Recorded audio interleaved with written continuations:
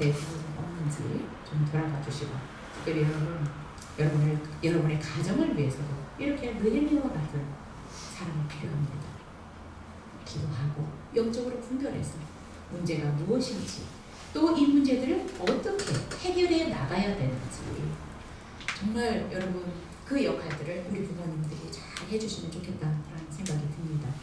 사단은 자기의 때가 얼마 남지 않아서 끊임없이 하나님의 사람들을 무너뜨리려고 하고 있습니다. 그래서 지금 말세 지말이라고 하잖아요. 그렇죠? 말세 중에서도 끝이 났다. 그래서 사단들이 활동할 수 있는 시기가 얼마 남지 않았기 때문에 이들은 총력전을 벌이고 있습니다. 하나님의 사람들을 무너뜨리려고, 자기의 왕국으로 데려가고. 그래서 우리도 깨워서 느헤미야처럼 기도하고 분별해서 우리 가정을 지키고, 우리 자녀들을 지키고, 또 우리 교회를 지키고, 또 더 나아가서 우리 나라를 위해서도 우리가 정말 파수하고 중보하는 이런 자들이 되었으면 좋겠습니다. 사단은 끊임없이 우리를 속이려고 하고, 또 우리를 공격해서 쓰러뜨리려고 하고 있습니다. 어떤 문제를 가지고, 관계를 가지고, 재정적인 부분을, 건강을 통해서 여러 부분으로 우리를 쓰러뜨리려고 할 수 있습니다. 정말 깨어서 이렇게 강력하게 대항해 나갈 수 있는 저와 여러분이 되었으면 좋겠습니다. 우리 15절부터 18절 읽겠습니다.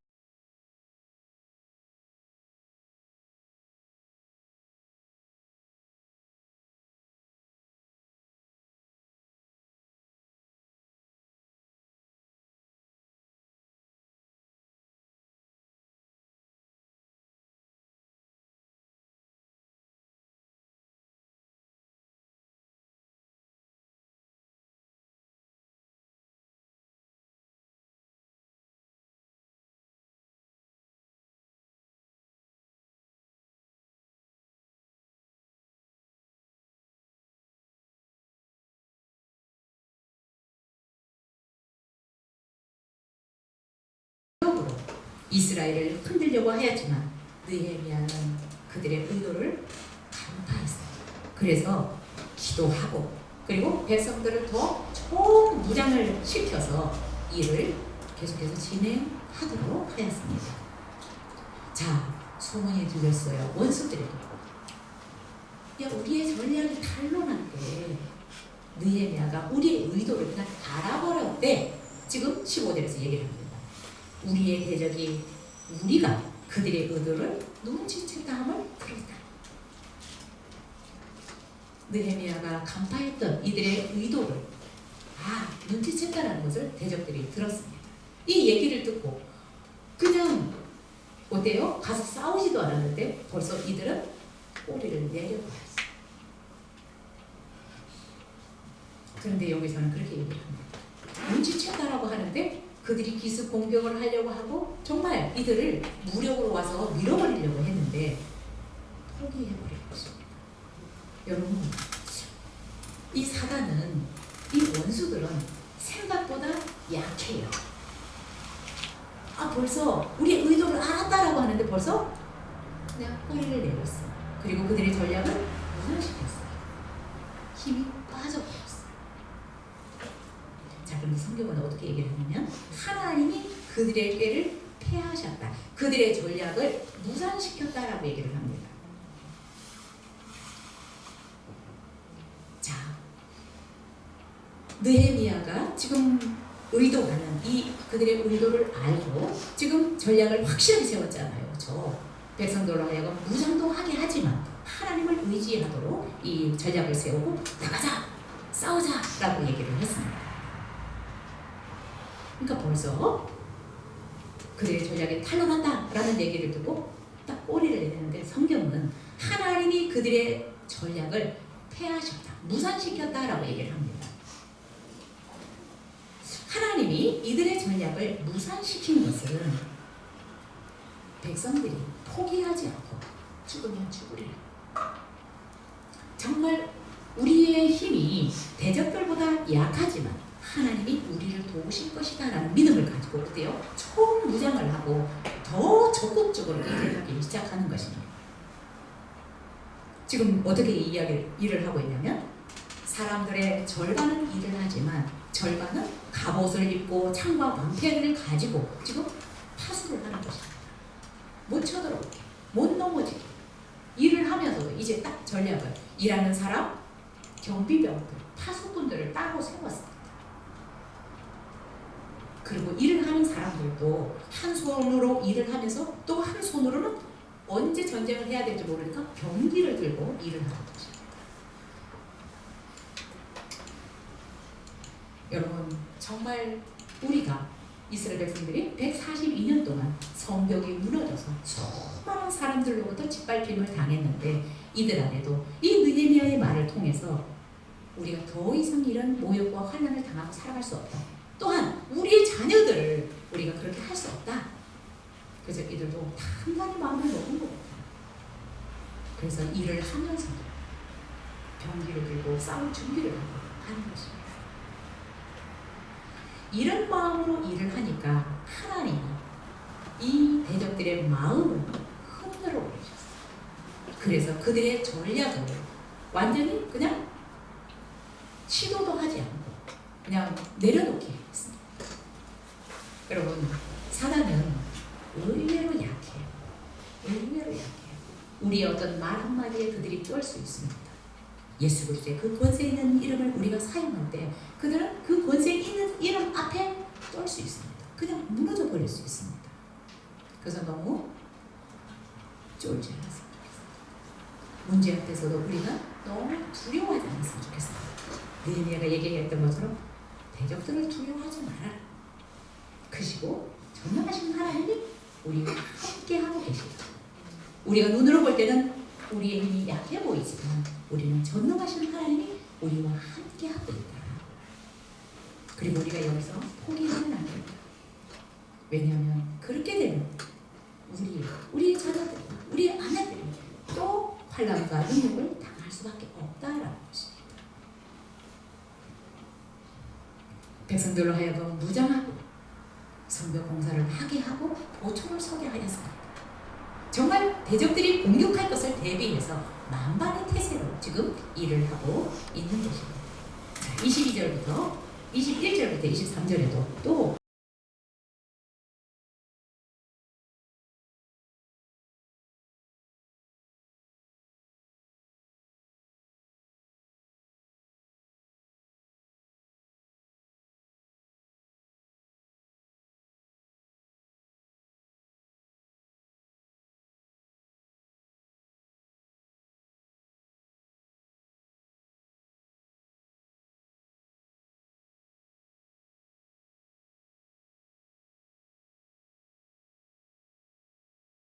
일을 열심히 했어요.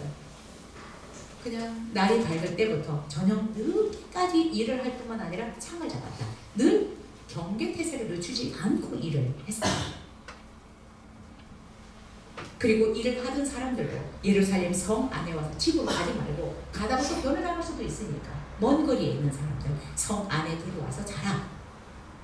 그리고 이들이 밤에도 파수하고 낮에는 일을 하는데 밤에는 또 보초를 서는 것입니다. 그리고 이 파수하는 사람들이나 또 일하는 사람 우리들이 옷도 안 벗고 물을 기르러 갈 때에도 경기를 잡고 늘 싸울 태세를 가지고 일을 하는 것입니다.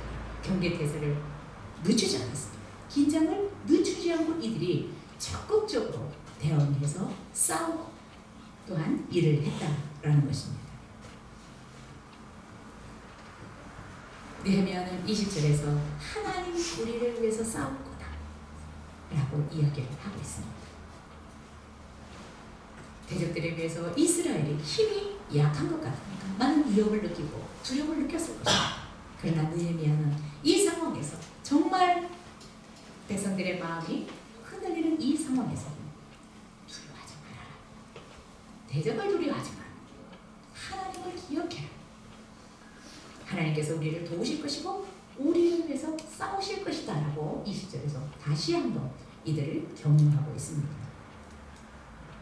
느헤미야는 굉장히 탁월한 영적인 부분이든 전략적인 부분이든 굉장히 탁월한 리더십을 발휘하고 있는 것을 볼 수 있습니다. 그래서 느헤미야의 이런 영적인 리더십이나 또 외적인 리더십을 통해서 유다 백성들이 이 성을 52일 만에 쌓습니다. 여러분, 우리도 살아가면서 여러 가지 문제들을 만날 수 있습니다. 내가 하려고 했던 부분들이 뭔가 어디에서 자꾸 브레이크가 걸리는 것 같아요. 내가 분명히 기도하고 뭔가를 시작했는데도 뭐 어려움이 있을 수 있습니다. 그럴 때 하나님의 사람들, 하나님을 사랑하는 우리들은 어떻게 그런 일들을 처리해 나가야 되는지, 어떻게 우리 앞에 있는 어려움들을 극복해야 되는지를 오늘 느헤미야를 통해서 하나님은 우리에게 잘 가르쳐주고 있다라고 생각이 됩니다. 무엇보다 늘 먼저 하나님 앞에 기도하는 느헤미야의 모습을 볼 수 있습니다. 지금까지 계속해서 보면 항상 느헤미야는 먼저 기도합니다. 이 기도는 굉장히 중요합니다. 영적 전쟁을 하는 것입니다. 하나님의 전략을 받는 시간입니다. 하나님의 도움을 적극적으로 구하는 시간입니다. 혹시 여러분 뭐 건강의 문제든, 관계의 문제든, 직업의 문제든, 뭐 사업의 문제든, 우리가 혹시 브레이크가 걸린 부분들이 있다면 우리가 먼저 영적 전쟁을 했으면 좋겠고, 또한 이 문제를 어떻게 풀어갈 수 있을지 하나님의 지혜를 구했으면 좋겠습니다. 다들 얘기합니다. 이제 갈수록 살기가 참 힘들어진다. 여러 가지 문제들 많고 어려운 부분들이 참 많이 있지만 기억했으면 좋겠습니다. 하나님이 우리와 함께하고 계시고 하나님이 우리를 위해서 싸워주시고 하나님이 우리를 위해서 싸워주시니까 대적들은 싸움도 하지 못하고 꼬리를 내려버렸어요. 그들의 전략을 무산시켰습니다. 여러분, 하나님은 우리 편이십니다. 우리와 늘 함께하고 있고 우리를 도우시기를 원하시고 우리를 위해서 싸워주실 것입니다. 사람들이 큰일 났어, 점점 경제도 어려워져, 일자리가 점점 없어져, 계속해서 우리를 위협할 수 있습니다. 걱정하게 만들 수 있습니다. 그러나 그들의 말에 우리가 휘둘리지 말고 느헤미야가 얘기했던 것처럼 이 긴박한 상황에서도 하나님이 우리를 위해서 싸우실 것이다. 하나님이 우리와 함께하고 있으니까 여기에서 포기하지 말고 더 열심히 싸워라 라고 얘기하고 있는 것처럼, 여러분, 우리 시대가 더 어려울수록 그리스도인들은 더 빛을 발할 수 있는 때가 왔습니다.